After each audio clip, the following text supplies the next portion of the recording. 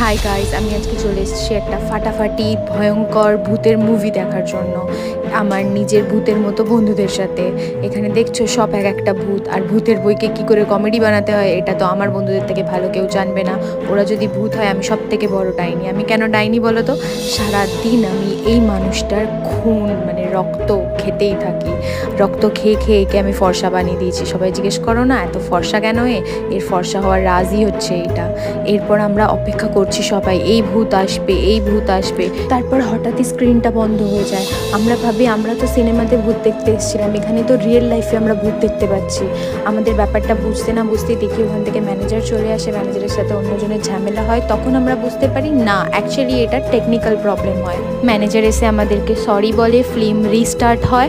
আর তারপর আমরা ফিল্ম দেখা শেষ করে রাত্রির 2:30টার সময় লেক মলের ফাঁকা রাস্তা থেকে বেরিয়ে বাড়ির দিকে রওনা হই। আজকে তবে এতটুকুই থাক, টাটা।